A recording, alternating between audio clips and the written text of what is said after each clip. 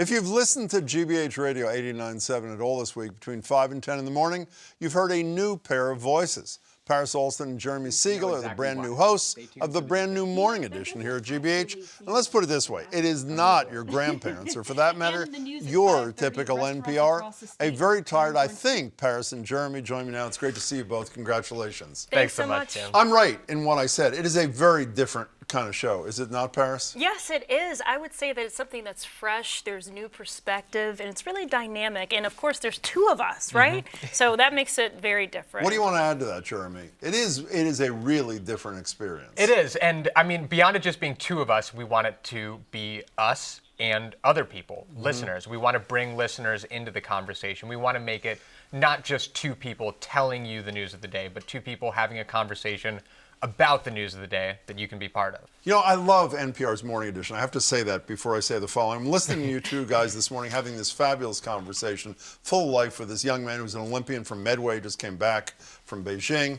And after you guys do this thing where you're practically like standing up off your seats, it sounds like, on the radio, the next voice I hear is live from Washington, National Public. And again, I love the show, but it really was a dramatic depart. How do you know this is what the audience wants? I mean, I'm convinced you're on the right track.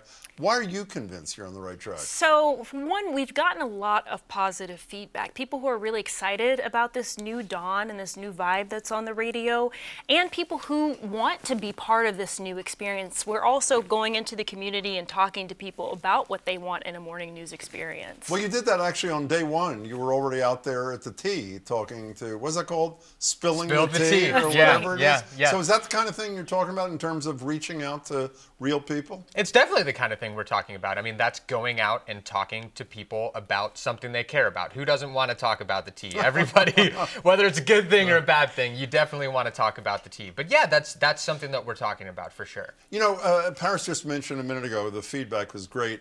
And the only feedback I have to say that I've really heard about your show is this. Here it is. My mom says, yay, in all caps. You and Paris were great, in all caps.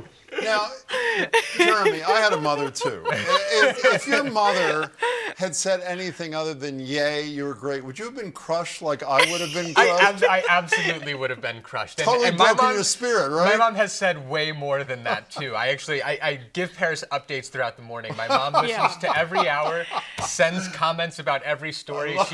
She's very active on Twitter. She talks about every single thing in detail too. She's like, I loved the cadence. I loved how bright this was. Yeah. It's not what she told me, by the way. If whatever, it's why'd you want to do this? I mean, you've been in radio and you've been in town, obviously here, BUR, but you were at GBH before, now back at G. Why'd you want to do this show? So it wasn't because of the time, I'll tell you that, but it was because it was an opportunity to represent people in Boston who aren't always at the forefront. It was an opportunity for them to be able to look and say, that's one of our own. And I say that because I'm not from here, but You're North Carolina kid. I'm a North Carolinian, Tar Heel to be exact. But I've immersed myself in Boston. I live in Dorchester now, and I want people to feel that representation. And I also want to help people feel good about themselves when they go through the day. I want them to hear me smiling through the radio, and I have a lot of fun doing that. And you were from a city which I think has never won a Super Bowl. I'm not sure. Cincinnati. You had to bring it up. You had to bring it up. Through Berkeley, back here. Why'd you want to do this particular program, Jeremy? Because I love public media. I think it's like so important and provides such an amazing service. And I think Paris and I want to continue that service, but also keep it exciting. And I think that that's not something that's necessarily lacking, but I think it's something that we can bring more of to the table, more excitement, more unexpected moments in public radio. And I felt that in 3 days. I've listened to almost all 5 hours every day. Talk about pathetic, but I really, I have, I gave you a second of your background. Spend 30 seconds for people who don't know you as well as they will hopefully know you soon, and tell us about yourself. Okay. As a young child, I was obsessed with Elvis Presley, so that might tell you off the bat. I love to perform. I also spent years and years as a gymnast, competing on the national stage, went to the Junior Olympic Nationals. That was a lot of time. It was a lot of energy. It was something that I absolutely loved. It was something that was also really scary. but it was amazing. How about you? So I grew up, like I said, I grew up in North Carolina. I went to UNC Chapel Hill. I was a Girl Scout. I did all sorts of different random activities. I went to journalism camp. Journalism camp? Journalism What camp. is journalism camp? I'm serious. So What it is formally called the Chuck Stone Program for Diversity in Media and Education, but it was a week-long camp essentially where we learned how to write. We learned a great. little bit about PR. How old we were you learned when you about did doing that? I was 16, That is- 16 where or is 17 that? years old. It was at UNC, so That that's is why I ended great. up going to college there. So they just reeled me on in. And what time do you get up? I mean, I was going to leave that to the end, but that is really what Yes. people. What time do you get up in the morning? I was getting up at like 3, and then I was like, this is not going to work. So now I'm getting up at 2:30. 2:30. And what time do you go to bed?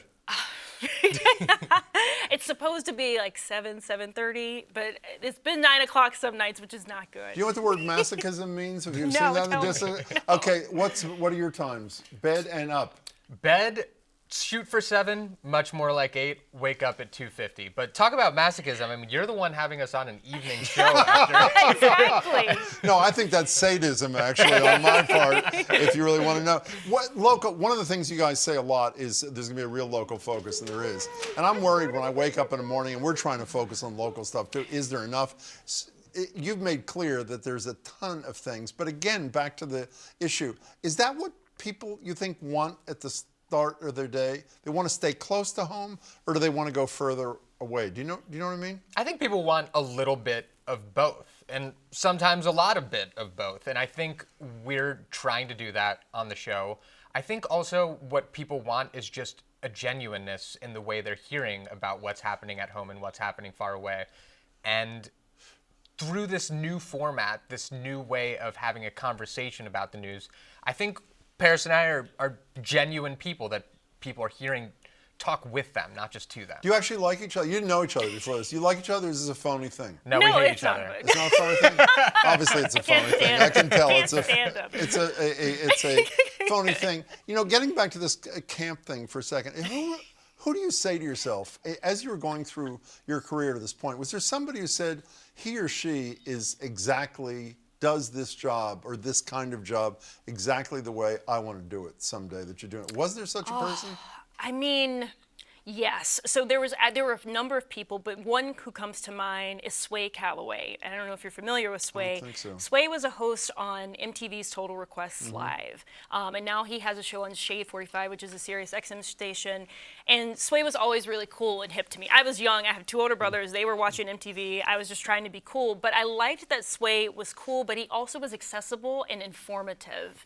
And I've tried to emulate that. You have, and you've done it beautifully. Well, How about thank you. Growing up, I wasn't very into the news, and I think that has kind of informed the way I approach hosting a little bit. I don't necessarily want to be the person that you think of on TV. So nobody, but hopefully that's a good thing. Well, He's not your grandparent. believe me, I knew that without you telling me.